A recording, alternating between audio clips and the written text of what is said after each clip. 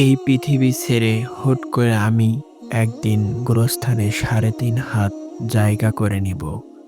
একদিন গভীর রাতে ঝড় বৃষ্টিতে আমার লাশটাও ভিজবে। গভীর রাতে হঠাৎ আমার মৃত্যু এসে হাজির হবে। কবরটা ঘুটঘুটে অন্ধকার। আমার শরীর চমকে গিয়ে শীতল হয়ে যাবে। আমি অস্থির হয়ে পড়ব।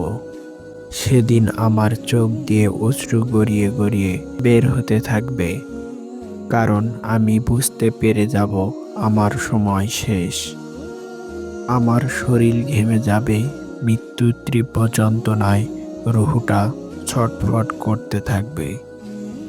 একটা সময় আল্লাহর হুকুম হয়ে যাবে, আজরাইল আলাইহিস সালাম ঠিক নির্দিষ্ট সময় আমার জানটা কবজ করে ফেলবে। আমার জীবন সেই মুহূর্তে সমাপ্তি ঘটবে। অবাক হচ্ছেন, তাই না?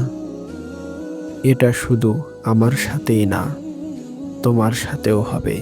কি অদ্ভুত জীবন, তাই না? মাটি থেকে সৃষ্টি আমি, আবার মাটিতেই মিশে যাব।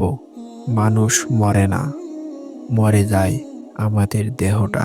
১ মাসের মধ্যে আমাদের দেহটা মাটির সাথে পচে মিশে যাবে।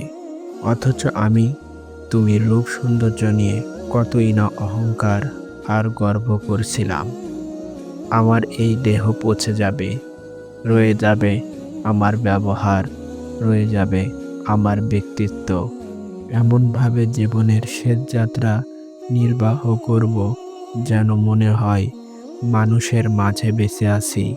হে আল্লাহ, সব সময় পাপের জন্য অনুতপ্ত আমাকে এবং আমাদের সবাইকে ক্ষমা করো। হে আল্লাহ, ছোট একটি চাওয়া, কিয়ামতের দিন, শেষ বিচারের দিন তুমি আমার হিসাব বসিও না। হে আল্লাহ, তুমি হিসাব চাইলে আমি হিসাব দিতে পারবো না। আমি তো বড়ই গুনাহগার, পাপী বান্দা। হে আল্লাহ, আমাদের অতীতের সকল গুনাহ মাফ করে দাও। আমিন। মাটি থেকে আমি তোমাদের সৃষ্টি করেছি, মাটিতেই আমি তোমাদের ফিরিয়ে নেব এবং মাটিতে থেকেই তোমাদের পুনরায় বের করে আনব।